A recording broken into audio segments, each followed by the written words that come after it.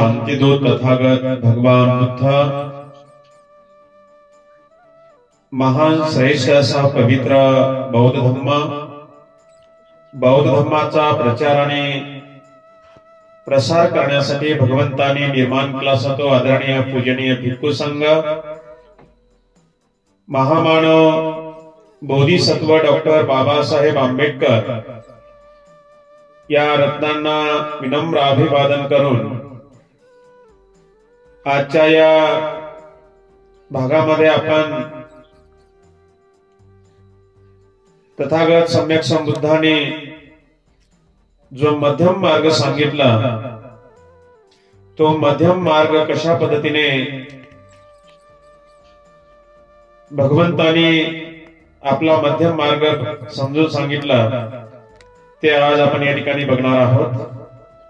भगवंताच्या काळामध्ये सोम नावाचा एक तरुण जो की अनेक प्रकारच्या साधनेसाठी वेगवेगळ्या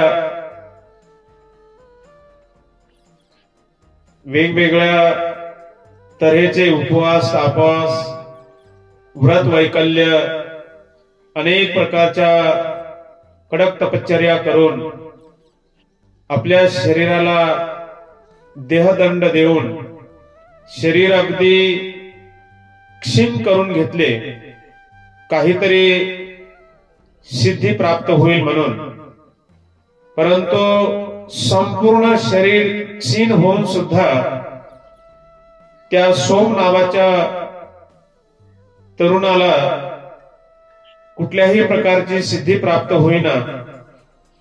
तेव्हा तो अगदी मनातून निराश झाला, तो वैतागून गेला आणि तो मनाशी असा विचार संकल्प केला की तो दुसऱ्या टोकाला जाऊन केवळ आपण ऐश आरामामध्ये आपलं जीवन व्यतीत करावं या विचाराने तो प्रेरित झाला आणि तसे करू लागण्यापूर्वी त्या सोम नावाच्या तरुणाचे आणि भगवान तथागत सम्यक संबुद्धाचे समोरासमोर भेट झाली। तेव्हा तथागत सम्यक संबुद्धाने त्या सोम नावाच्या तरुणाला आपला मध्यम मार्ग अनेक उदाहरणाने पटवून दिला। ते उदाहरण कशा पद्धतीने भगवंतानी त्या सोम नावाच्या तरुणाला समजून सांगितले ते आपण नीट समजून घेऊन आपण आपल्या जीवनामध्ये अशा प्रकारचं आचरण करत राहावं। त्यावेळेला सोम नावाच्या तरुणाला भगवान तथागत सम्यक संबुद्धाने विचारले, तू वीणा बघितला का? तुला वीणा वाजवता येते का? तेव्हा तो सोम नावाचा तरुण तथागत सम्यक संबुद्धाला म्हणाला की होय तथागत सम्यक संबुद्ध, होय मी वीणा बघितलेला आहे किंवा वीणा वाजवता येते। त्यावेळी तथागत सम्यक संबुद्ध म्हणाले, बरे तर विणेच्या खुंट्या पिळून तारा अतिशय ताणल्याने त्यातून चांगला सूर निघतो काय? तेव्हा तो सोम नावाचा तरुण म्हणाला की त्या विण्याच्या खुंट्या पिळून तारा जर अतिशय जास्त ताणल्या तर आवाज मात्र चांगला येत नाही। त्यानंतर तथागत सम्यक संबुद्ध पुन्हा त्या सोम नावाच्या तरुणाला म्हणाले की बरे त्या विण्याच्या तारा जर फार ढिल्या सोडल्या, विण्याच्या तारा फार ढिल्या सोडल्याने चांगला सूर निघेल काय? तेव्हा तो सोम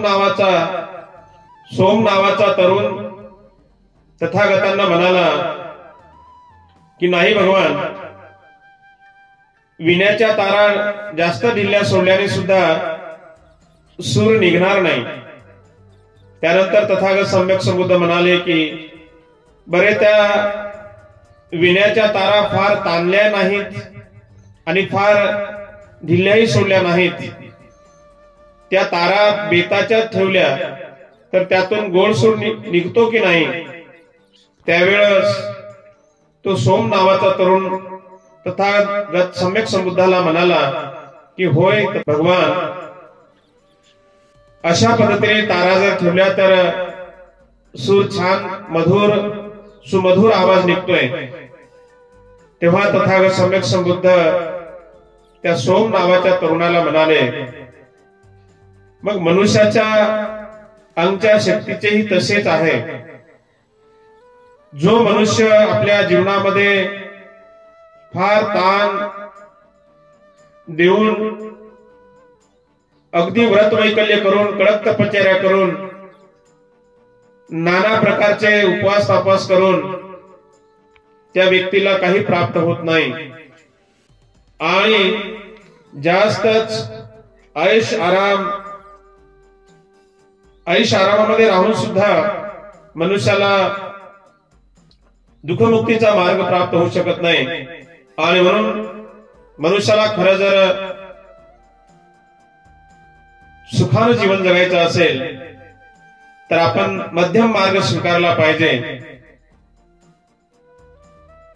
अशा पद्धतीने अनेक उदाहरणं देऊन तथागत सम्यक संबुद्धांनी त्या सोम नावाच्या तरुणाला व्रत वैकल्य उपवास तापास देहदंड अनेक प्रकारच्या साधना नाना प्रकारचे उपवास तापास करणं आणि ऐश आरामामध्ये राहून जीवन जगणं यामधला जो मध्यम मार्ग आहे त्या मध्यम मार्गाच्या अनुकरण करून आपलं जीवन जर व्यतीत केलं तर मनुष्याला खऱ्या अर्थानं सुखानं जीवन जगण्याचा मार्ग प्राप्त होऊ शकतो. अशा पद्धतीने भगवंताने त्या सोम नावाच्या तरुणाला आपल्या धम्माचा मध्यम मार्ग सांगून त्या सोम नावाच्या तरुणाचं परिवर्तन केलं. आपण या उपदेशाने आपल्या जीवनामध्ये जीवन जगत असताना आपण सुद्धा हा तथागतांचा मध्यम मार्गाचा अनुकरण करून आपलं जीवन व्यतीत करून खऱ्या अर्थानं सुखा समाधानाने आनंदाने आपण जीवन व्यतीत कराल एवढीच अपेक्षा व्यक्त करून आपल्या सर्वांच्या प्रती मंगल कामना व्यक्त करतो. भवतु सर्व मंगलं रक्षन्तु सर्व देवता.